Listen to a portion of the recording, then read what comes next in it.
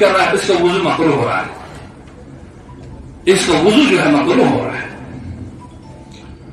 تو ہمیں ان چیزوں کا خیال رکھنا ہے کہ اللہ کے نبی صلی اللہ تعالی علیہ وسلم کا مبارک ارشاد ہے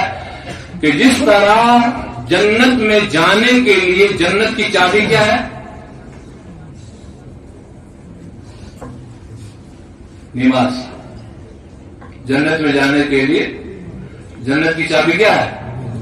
نماز ہے۔ اور جو نماز نہیں پڑھتا اس کو پتا ہے کہ جنت کی چابی اس کے پاس ہے ہی نہیں، تالا لگا ہوا، اور وہ تالا صرف کھلتا ہے وہی آدمی کھولے گا جس کے پاس چابی ہوگی، اور چابی اسی کے پاس ہوگی جو نمازی ہوگا، چابی اسی کے پاس ہوگی جو نمازی ہوگا۔ مان لیں ابھی ہمارے پاس کوئی ایسا کام پڑ گیا ہے، مسجد کے اوپر والی منزل میں جانا ہے اور وہاں تالا لگا ہے، تو کیا کریں گے؟ وہاں جا ہی نہیں سکتے جب تک اس چابی کو نہ لایا جائے اور تالا نہ کھولا جائے، تو اس کے بغیر کوئی جا سکتا ہے؟ تالا بند ہے، تو دروازہ توڑنا پڑے گا، دروازہ توڑیں گے تو جرم میں چلے جائیں گے۔ تو اللہ کی جنت میں جانے کے لیے سب سے پہلے نماز کا ہونا لازم ہے، تب وہ جنت میں جا سکتا ہے، جبکہ دنیا میں اس نے اس جنت کے تالا کھولنے کے لیے چابی بنائی ہو۔ اگر اس کے پاس چابی نہیں ہے تو جنت میں وہ نہیں جا سکتا ہے، اس کے لیے چابی ہی چاہیے۔ اور اسی طرح نماز کے لیے سب سے پہلی جو چابی ہے وہ طہور ہے، پاکی ہے۔ نماز وہ تبھی پڑھ سکتا ہے جب اس کا وضو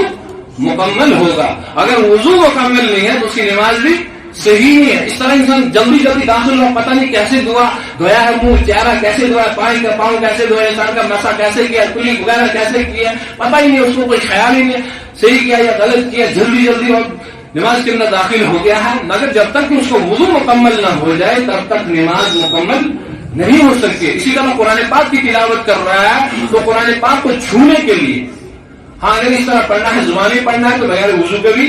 پڑھ سکتا ہے، مگر قرآن پاک کو ہاتھ لگانے کے لیے، قرآن پاک کو ہاتھ میں اٹھانے کے لیے وضو کا ہونا ضروری ہے۔ جب تک وضو نہیں ہوگا قرآن پاک کو ہاتھ نہیں لگا سکتے ہیں، کوئی بھی ہاتھ نہیں لگا سکتا ہے جب تک وضو نہ ہو، اور وضو ہوگا تو تب قرآن پاک کو ہاتھ لگائے گا، جب وضو ہوگا تو تب قرآن پاک کی تلاوت کرے گا، جب وضو ہوگا تو تب اس تلاوت کا ثواب ملے گا، ورنہ انسان جو ہے وہ ناپاک ہے، اس کو ناپاک ہاتھ جو نہیں لگا سکتے ہیں۔ اس لیے وضو کا ہونا انسان کے لیے سب سے اہم چیز ہے۔ اس لیے آج کی اس جمعہ پہ یہ عام چیزیں تھی جو فرائض کے اندر بھی تھی اور سنت کے اندر بھی تھی کہ تاکہ ہمارا وضو جو ہے وہ صحیح ہو جائے۔ جب وضو صحیح ہوگا تو ہماری ہر ایک عبادت جو ہے وہ صحیح ہوگی، اور اگر وضو صحیح نہیں ہوگا تو عبادت بھی نقص کے اندر رہ جائے گی، عبادت بھی نقصان کے اندر رہ جائے گی۔ اس لیے وضو کرتے سمے بڑے اہتمام سے، اور ایک اس طرف توجہ کا وقت ہو گیا وہ یہ کہ یہ خیال کرے انسان کہ میں رب کے سامنے جا رہا ہوں، اللہ اکبر۔ اگر یہ تھوڑا سا تصور پیدا ہو جائے انسان کے ذہن کے اندر، کبھی کبھی میرا ایک بات پہ دل دکھتا رہتا ہے، وہ کبھی دیکھے کہ انسان وہ کیا کہتے ہیں وہ دراز پہن کے آ جاتا ہے نا، اس کا وہ سارا جسم ننگا لگتا ہے، کبھی دل کے اندر ایسی چبھن ہوتی ہے کہ اللہ کے سامنے کھڑا ہو رہا ہے، کس حال میں ہو رہا ہے، شرم بھی نہیں کر رہا ہے انسان، شرم بھی نہیں کر رہا ہے۔ اگر شادی میں جانا ہوگا 10 دن پہلے ایسا سوٹ بنا کے رکھے گا مجھے شادی میں جانا ہے،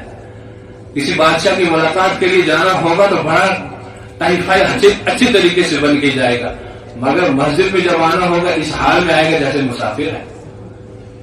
اللہ کے سامنے جب جا رہا ہے اس حال میں جا رہا ہے، بیچارے کا کپڑا بھی سیدھا نہیں ہے۔ اپنی حیثیت کے مطابق اچھا سا لباس پہنو، جتنا اللہ نے آپ کو دیا ہے اس کے مطابق پہنو، اور اگر اس سے ہٹ کے آپ اپنی حالت کو بگاڑ کے چاہو، اللہ ناراض ہو رہا ہے کہ میں نے دیا اور اپنی حالت ایسی بنا کے رکھی ہے اس نے۔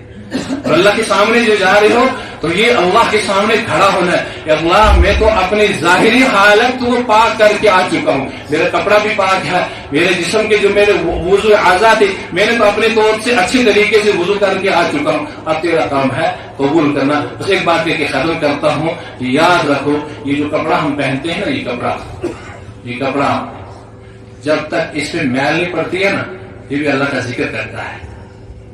اللہ کا ذکر کرتا ہے، ہمارے جسم کے ساتھ یہ کپڑا رہتا ہے، جب تک یہ میلا نہ ہو جائے یہ اللہ کا ذکر کرتا ہے۔ اور ہمارے لیے کتنی خوش نصیبی ہے، میرا کپڑا صاف ہے اور میرے جسم کے ساتھ ہے اور یہ اللہ کا ذکر کر رہا ہے، اور یہ میلا ہو جاتا ہے تو یہ ذکر بند کر دیتا ہے، اور اسی حال میں ہم مسجد میں آ جاتے ہیں۔ اس لیے بڑی پاکی کا اہتمام کرے کہ اللہ پاک جو ہے وہ پاکی کو زیادہ پسند کرتا ہے۔ اب طہور شطر الایمان، اور پاکی جو ہے ایمان کا حصہ بھی ہے۔ اللہ پاک مجھے آپ کو عمل کرنے کی توفیق دے۔ صحیح معنوں میں باتیں سمجھ